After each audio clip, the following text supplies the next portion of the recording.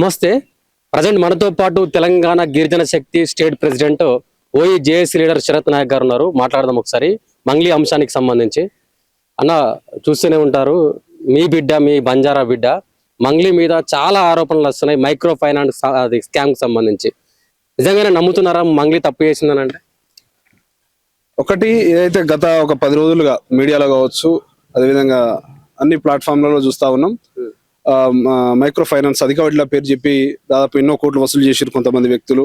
దాంట్లో మంగ్లీ గాని, అదేవిధంగా వాళ్ళ తమ్ముడు గాని వాళ్ళ యొక్క ప్రమేయం ఉందని చెప్పి ఏదైతే వార్తలు వస్తాయో చూస్తా ఉన్నాం. అంటే వాస్తవానికి అది ఉన్నరా లేరా అని చెప్పి చెప్పాల్సింది ఎవరు? పోలీస్ స్టేషన్ చెప్పాలి, ఇన్వెస్టిగేషన్ లో అది నిజమా కాదా అని చెప్పి న్యాయస్థానం నిర్ణయించాలి. సో ఇక్కడ అంటే బంజారా బిడ్డ తప్పు చేయాలి, ఇంకోటి చేస్తే తప్పు కాదని అనేది లేదు. ఎవరు తప్పు చేసినా తప్పే. దాదాపు మాకు ఉన్నటువంటి ఇన్ఫర్మేషన్ ఏంటంటే, మేము గతంలో కూడా ఒక ప్రెస్ మీట్ పెట్టడం కూడా జరిగింది.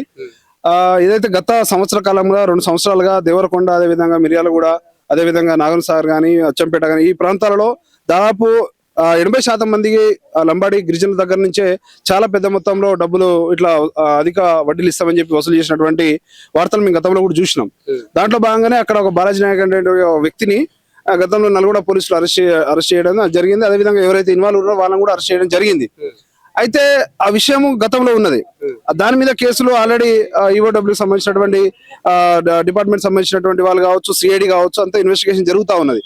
సో ఇప్పుడు ఈ మధ్య కాలంలో ఏదైతే బాగా అంటే మంగ్లీ ఇన్వాల్వ్మెంట్ ఉందనే ఉద్దేశంలో ఇలా మీడియాలో కావచ్చు, ఇంకా మిగతా ప్లాట్ఫామ్ లో పెద్ద ఎత్తున చర్చకు వచ్చినటువంటి అంశాన్ని మేము కూడా చూసినాం.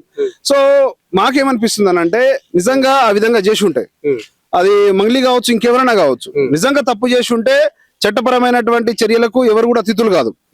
కానీ ఇన్వాల్వ్మెంట్ లేకపోయినా కానీ కావాలని తీసుకురావడం వల్లనే ఈ మధ్యలో కాంట్రవర్సీ కూడా అవుతా ఉన్నది. ఏదైతే రమావత్ మధు ఉన్నాడో A1 గా, అదేవిధంగా మొత్తం మూల సూత్రధారు ఎవరైతే ఉన్నారో ఆయన ఇప్పుడు అరెస్ట్ కావడం జరిగింది. అదేవిధంగా ఎవరైతే హేమకాంత్ రెడ్డి ఉన్నాడో ఆయన, చరణ్ చౌహాన్ కావచ్చు, భరత్ చౌహాన్ ఎవరైతే ఉన్నారో వీళ్ళంతా, మధు గారు ఆయన ప్రెస్ మీట్ లో కూడా చెప్పడం జరిగింది, ఇదంతా మేమే కలిసి చేసినాము, దానికి సంబంధం లేదని చెప్పి కూడా ఆయన ఒక స్టేట్మెంట్ ఇచ్చిండు. అదే విధంగా ఇన్వెస్టిగేషన్ ఇప్పుడు ఆన్ గోయింగ్ లో ఉంది. సో ఈ సమయంలో ఎవరికైనా కావచ్చు, అంటే ప్రమేయం ఉండి ఇబ్బంది పెట్టడం వేరు, ప్రమేయం లేకుండా ఇబ్బంది పడడం వేరు. ఆ స్థానంలో ఎవరైనా కానీ, అదేవిధంగా నిజంగా మంగ్లీ కావచ్చు, వాళ్ళ బ్రదర్ కావచ్చు, ఎవరు తప్పు చేసినా చట్టపరమైన చర్యలకు సిద్ధం కావాల్సిందే. కాబట్టి మేము అదే చెప్తా ఉన్నాం. ఇలా గిరిజన సంఘాలు లేకుంటే ఇలా సమాజం మొత్తం కూడా ఇలా మా బిడ్డ కాబట్టి తప్పు చేసినా మేము ఒప్పుకుంటామనే ఉద్దేశం మాకు లేదు. తప్పు ఎవరు చేసినా తప్పే, అక్కడ నష్టపోయింది కూడా బాధితులంతా మా వాళ్ళే ఉన్నారు. వాళ్ళ కోసం కూడా కొట్లాడడానికి, వాళ్ళకి ఎక్కడైతే అన్యాయం జరిగిందో, ఎవరి నుంచి అయితే అన్యాయం జరిగిందో ఆ డబ్బులు వచ్చేంత వరకు కూడా వాళ్ళకి మేము అండగా ఉంటాం. అదే విధంగా ఎవరైనా కావచ్చు, ఇలా మంగ్లీ గారు కావచ్చు, వాళ్ళ బ్రదర్ కావచ్చు, ఇలా ఇన్వెస్టిగేషన్ సహకరించాలి. వాళ్ళు సహకరించి నిజంగా మీరు తప్పు చేయకపోతే ఆ రోజున బయటకు వచ్చి మీరు మాట్లాడండి. ఆ రోజున నిజంగా అరే అనవసరంగా మేము బురద చేయలేమని కూడా అనుకుంటారు. కానీ నిజంగా మీరు తప్పు చేస్తే మాత్రం అది ఏదైతే చట్టం ఏదైతే నిర్ణయం తీసుకుంటో దానికి మీరు బాధ్యత వహించాల్సి ఉంటది అని చెప్తుంది కదా. నేను తప్పు చేయలేదు, నేను తప్పు చేయనప్పుడు ఎక్కడికైనా సిద్ధమే అంటుంది కదా మంగ్లీ గారు. మంచిదే కదా. ఇప్పుడు నిజంగా మీరు తప్పు చేయకపోతే నిజంగా కడిగిన ముత్యాలకన్నా బయటకు వస్తారు. మీరు తప్పు చేసిరా లేదా అని చెప్పాల్సింది మేము, లేకపోతే మీడియాలో ఇంకెవరు కాదు. ఇలా నిజంగా మీ మీద ఆరోపణలు వస్తున్నాయి, అది మీ బ్రదర్ మీద ఆరోపణలు వస్తున్నాయి, అది ప్రాపర్ గా పోలీసులు కావచ్చు, ఒక వ్యవస్థ ఉన్నది, ఇన్వెస్టిగేషన్ చేస్తారు. దాని నుంచి ఏదైనా బయటకు రావాల్సిన. ఇంకొక క్వశ్చన్ అన్న, బాధితులు కూడా ఎక్కడ కూడా నేరుగా మంగ్లీ చేతికి డబ్బులు ఇచ్చినట్టు గానీ, మంగ్లీ ఇన్వాల్వ్ అయినట్టు గానీ డైరెక్ట్ గా ఎక్కడ కూడా లేదు. సో ఎందుకు మరి మీ గిరిజన సంఘాల నాయకులు చాలా మంది మంగ్లీని టార్గెట్ చేసుకొని, మంగ్లీ వల్లనే బాధితులు మోసం పోయారు, మంగ్లీ వల్లనే చాలా మంది చనిపోయారు అని చెప్పేసి సినిమా అవకాశాలు దక్కకుండా కూడా ఫిలిం ఛాంబర్ లో కంప్లైంట్ ఇచ్చారు. అయితే ఈ మధ్య కాలంలో ఏదైతే కొంతమంది ఇచ్చినటువంటి ఇంటర్వ్యూలలో కావచ్చు, వార్తలలో కావచ్చు, మేము చూసింది కూడా ఏంటంటే, ఆ రమావత్ మధు కావచ్చు, హేమకాంత్ రెడ్డి కావచ్చు, మిగతా వాళ్ళ వ్యక్తులు ఎవరైతే ఉన్నారో వివిధ సందర్భాల్లో దిగిన ఫోటోలు ఏవైతే ఉన్నాయో, మంగ్లీ గారితో కావచ్చు, వాళ్ళ బ్రదర్ తో దిగినటువంటి ఫోటోగ్రాఫ్స్ బయటకు వచ్చినాయి. దాంతోనే సంబంధం ఉంది అనేది అంటే ఒక ఆరోపణ. వాళ్ళకు డిసైడ్ అవుతున్నారా, లేకపోతే విచారణలో డిసైడ్ చేసినట్రా? అది అంటే ఇప్పుడు ఆ ఫోటోగ్రాఫర్ చూపించే, అంటే మంగ్లీ గారు ఇంత క్లోజ్ గా ఉన్నారు కదా మధు గారితోని, కాబట్టి దీంట్లో కూడా ఉన్నారేమో. వాళ్ళ బ్రదర్ కూడా చాలా సార్లు ఆఫీస్ ఓపెనింగ్ అని కావచ్చు. నీ పక్కన మంగ్లీ గారు మీతో ఫోటో దిగారు అనుకోండి, మీరు మంగ్లీ గారికి క్లోజ్ అని అనుకోవచ్చు అట్లా? ఇప్పుడు అదే కదా, అదే $1 మిలియన్ క్వశ్చన్. అదే ఇప్పుడు చాలా ఒక సెలబ్రిటీ, అదే విధంగా ఎంతో మంది వ్యక్తులు రోజుకో కలుస్తుంటారు, చేస్తుంటారు. ప్రతి ఒక్కరికి ఆ లావాదేవీలో కావచ్చు, లేకుంటే చేసిన తప్పుల్లో కావచ్చు, ఇంకో దాంట్లో సంబంధం ఉందని చెప్పి నిర్ధారించడం కూడా తప్పే. సో నిర్ధారించాల్సింది మనం కాదు, మనము ఏదైతే నిజంగా మన దగ్గర ఎవిడెన్స్ ఉంటే ఇలా దానికి సంబంధించినటువంటి ఇన్వెస్టిగేషన్ చేయాల్సినటువంటి అవసరం ఉంది. నిజంగా తప్పు చేసిన వాళ్ళు ఇలా శిక్ష అర్హులు అవుతారు. దాన్ని మేము కూడా నా క్వశ్చన్ ఏంటంటే మీ గిరిజన సంఘాల నాయకులే మంగ్లీ గారి పైన ఫిలిం ఛాంబర్ లో కంప్లైంట్ ఇచ్చారు, మంగ్లీ గారికి సినిమా అవకాశాలు ఇవ్వద్దు, విచారణ కంప్లీట్ అయ్యేదాకా అని చెప్పేసి. సో ఆమె జీవితం మీద దెబ్బ కొట్టినట్టేనా ఇది? మీ గిరిజన నాయకులు చేస్తున్నారా ఇట్లా కావాలని? ఎట్లా ఏమంటారు దీని గురించి?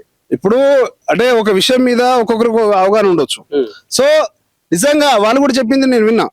ఎవరైతే మాట్లాడినారో నిజంగా మీరు తప్పు చేయకపోతే నిజం కడిగిన ముత్యం లెక్క మీరు బయటికి రండి. కానీ నిజం ఒకవేళ మీరు తప్పు చేసేంత వరకు ఈ కాలంలో ఇన్వెస్టిగేషన్ అడ్డుకోవడం కరెక్టేనా నా ప్రశ్న. అది ఒకవేళ తప్పు చేసి ఉంటే నిజంగా తప్పు చేసి ఉంటే శిక్ష పడితే ఆటోమేటిక్ గా విచారణ చేయక ముందుకే సినిమా ఛాన్సులు రావద్దని అడ్డుకుంటున్నారు. మొత్తానికే సినిమా ఛాన్సులు ఇవ్వద్దని ప్రొడ్యూసర్లను వేడుకుంటున్నారు. ఇప్పుడు అది ఎవరి విజ్ఞత వరకు వదిలేరు బ్రదర్. మనం ఏమంటున్నామంటే ఇవాళ మా బిడ్డ కాబట్టి మేము ఇంకా మాట్లాడుతున్నాము, లేకుంటే ఇంకోటి అని కాదు. ఇక్కడ ఒక కాంట్రవర్సీ అనేది జరుగుతున్నది.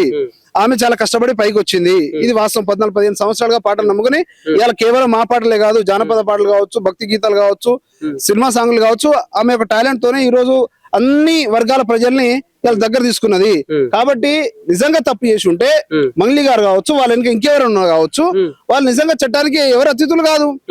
అదే విధంగా ఈ జరుగుతున్న ఇన్వెస్టిగేషన్ తప్పు చేయలేదు, నేను తప్పు చేయనప్పుడు నా మీద నా పుట్ట కొడుతున్నారు, నేను ఎంతో ఒక్కొక్క చిన్న మెట్టు ఎక్కుకుంటా ఎంతో స్థాయికి వచ్చినా అసొంటి స్థాయిని పడగొడుతున్నారు, సినిమా అవకాశాలు రాకుండా చేస్తున్నారు అనే చర్చ జరుగుతుంది కదా. సినిమా అవకాశాలు రాకుండా చేయడం కరెక్టేనా? కరెక్ట్ కాదు కదా. నిజంగా ఇన్వెస్టిగేషన్ జరిగిన తర్వాత నిజంగా ఆమె తప్పు చేస్తే అప్పుడు మనం మాట్లాడొచ్చు. అరే ఇలాంటి తప్పులు చేసే వాళ్ళకి సినిమా అవకాశాలు ఎందుకు అని చెప్పి నేను కూడా మాట్లాడు. మరి గిరిజన సంఘాలు ఆమె టార్గెట్ ఎందుకు చేస్తున్నాయి అనుకోవచ్చు. అంటే తప్పు చేయలేదు, తప్పు చేసిందని తెలియదు. సో తెలియక ముందుకే ఎందుకు టార్గెట్ చేస్తున్నారు అనుకోవచ్చు. ఇప్పుడు అదే అంటున్నా. ఇప్పుడు ఎవరి ఒక అంశం మీద ఎవరి అవగాహన వాళ్ళకు ఉంటది. ఎవరు తీసుకోవాల్సినటువంటి ఇండివిజువాలిటీ ఒక సంఘంగా ఎవరైనా అది మాట్లాడొచ్చు. మీ గిరిజన బిడ్డ ఎదుగుతా చూడలేకపోతున్నారా? మీ గిరిజన అట్లేం లేదు. ఇప్పుడు మా బంజారా పేరు పెట్టుకుని ఈ రోజు ఈ స్థాయికి వచ్చింది. మా డ్రెస్సులు వేసుకొని మాట్లాడి ఈ స్థాయికి వచ్చింది. అందరూ అన్ని వర్గాల ప్రజలు ఆమెను ఆదరించినారు తప్ప ఆదరిస్తేనే ఈ స్థాయికి వచ్చింది. కాబట్టి అలాంటి నువ్వు ఏదైతే కింద నుంచి ఈ దాకా వచ్చినావో, ఇప్పుడు మీ మీద వచ్చినటువంటి ఆరోపణలు ఏవైతే ఉన్నాయో దానికి మీరు కూడా మీ దగ్గర ఏవైనా ఎవిడెన్స్లు ఉన్నా చేసినా మీరు ఏదైతే ఇన్వెస్టిగేషన్ సహకరించండి, మీ బ్రదర్ ని సహకరించమని చెప్పండి, బయటికి రండి. ఇవాళ ఏవైతే మీ మీద వస్తున్నటువంటి ఆరోపణలకు ఇవాళ మీరే చెప్పాలి. ఇంకెవరో మిమ్మల్ని మోస్తేనో లేకుంటే ఇంకోటి జరిగిందని చెప్పి ఎవరు మాట్లాడినా అది అవాస్తవాలు అవుతాయి. మీ పేరు ప్రముఖంగా, మీ బ్రదర్ పేరు ప్రముఖంగా వస్తున్నది కాబట్టి దానికి సంబంధించింది ఇవాళ మీరే బయటకు వచ్చి మాట్లాడాల్సినటువంటి అవసరం కూడా ఉన్నది. ఒక ప్రశ్న, మీరు తెలంగాణ గిరిజన శక్తి ప్రెసిడెంట్ కి ఒక్క మాట చెప్పండి. ఎవరికైనా అంటే మన తెలంగాణ రాష్ట్రంలో కానీ తెలుగు రాష్ట్రాల్లో కానీ ఎవరైనా గిరిజనులకు ఏదైనా ఆపదస్తే మంగ్లీ గారు ఎక్కడైనా ఆదుకున్న ప్రమేయాలు ఎక్కడైనా ఉన్నాయంటే ఏం చెప్తారు? ఇప్పుడు నేను ఇప్పుడు ఆదుకున్నారా లేదా అనేది మీరు చెప్పండి. అంటే మీకు తెలిసిన మట్టుకు చెప్పండి. నాకైతే తెలియదు. మంగ్లీ గారు ఎవరిని ఆదుకోలేదు. అది అంటే నాకు దగ్గర ఇన్ఫర్మేషన్ ఉంటది అని చెప్పి కూడా మనం అనుకోవడానికి లేదు. సరే ఎవరికి కనబడకుండా చేస్తున్నప్పుడు చాలా మంది హీరోలు ఉన్నారు. కొంతమంది మంచి అంటే డాక్టర్లను చేపించిన వాళ్ళు ఉన్నారు, కొంతమంది హార్ట్ ఆపరేషన్లు చేపిస్తున్న వాళ్ళు ఉన్నారు, ఇంకా కొంతమంది చాలా మంది అనాథ పిల్లలకు చదివిస్తున్న వాళ్ళు ఉన్నారు. అట్లా చాలా మంది హీరోలు ఉన్నారు. ఇప్పుడు సౌత్ ఇండియాలో మనం చాలా మంది మనం చూసినాం. కొంతమంది కనబడకుండా ఎవరు కూడా కనబడకుండా చాలా మంది కూడా చేస్తా ఉన్నారు. చాలా మంది హీరోలు వాళ్ళ ఫౌండేషన్ ద్వారా ఇలా వందల వేలాది మంది ప్రజలకు కావచ్చు, విద్యార్థులకు కావచ్చు, ఇంకెవరైనా వాళ్ళకి సహాయం కావాలని పోయిన వాళ్ళకు వాళ్ళు సాయం చేస్తాం. ప్రతి ఒక్కరు కూడా మన మీడియాలో రావాలి, పేపర్లో. గిరిజన సంఘ నాయకులు ఏమంటున్నారు అంటే, నువ్వు ఎవరికి గిరిజన బిడ్డలకు ఎవరికి నువ్వు న్యాయం చేసినావు, నీకెందుకు అండగా నిలబడాలనే ప్రశ్న చేస్తున్నారు. ఈ ఆరోపణలకు మంగ్లీ గారు సమాధానం చెప్పాలి. ఇప్పుడు మీరు సాయం చేసిరా లేదా అనే క్వశ్చన్ కూడా వచ్చినప్పుడు దానికి సంబంధించినటువంటి ఆన్సర్ కూడా మీరే ఇవ్వాల్సి ఉంటే అవసరం ఉన్నది. నిజంగా మీరు చేసి ఉంటే ఇలా ఒక ఆవేదన ఉన్నది, మీరు ఎవరు చేయలేదని చెప్పి అలా మాట్లాడుతూ ఉన్నారు కొన్ని సంఘాలు. కాబట్టి దానికి వివరణ కూడా ఆమెనే ఇవ్వాలి. అప్పుడు నిజంగా వాస్తవాలు ఏదో తెలుస్తాయి. కాబట్టి ఏదైతే ఒక కేసు సంబంధించింది ఒక ఇన్వెస్టిగేషన్ లో జరుగుతున్నప్పుడు నిజంగా ప్రమేయం ఉన్నప్పుడు లేనప్పుడు రెండు విధాలుగా మనం కేసును చూడాల్సిన అవసరం ఉంటది. కాబట్టి ఎవరైతే నిజంగా బాధితులు ఉన్నారో వాళ్ళకి నిజంగా న్యాయం జరగాలి. ఎందుకంటే ఇలా భూములు కావచ్చు, అదేవిధంగా బంగారం కావచ్చు, అందరు పేద ప్రజలు ఒక ఆశతోని ఎవరైతే ఆశ కల్పించారు కాబట్టి వాళ్ళు కూడా ఆశపడి ఈ స్థాయికి వచ్చినారు. కాబట్టి ఇలా రోడ్డు మీదకి వచ్చిన పరిస్థితి ఉన్నది.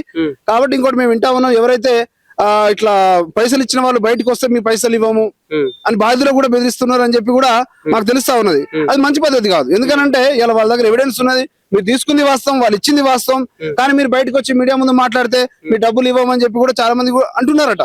సో ఇది కూడా మానుకోవాలని కూడా చెప్తా ఉన్నాను. ఎవరైతే ఆ విధంగా చేస్తున్నారో ఖచ్చితంగా వాళ్ళ డబ్బులు వాళ్ళకి వసూలు చేసేంత వరకు, వాళ్ళకి న్యాయం జరిగేంత వరకు ఉస్మాన్ యూనివర్సిటీ విద్యార్థులుగా, గిరిజన సంఘాలుగా ఖచ్చితంగా వాళ్ళకి అండగా ఉంటాం. మీరు మంగ్లీ పక్షాన ఉంటున్నారా? మీ గిరిజన శక్తి నాయకులందరూ బాధితుల పక్షాన ఉంటున్నారా?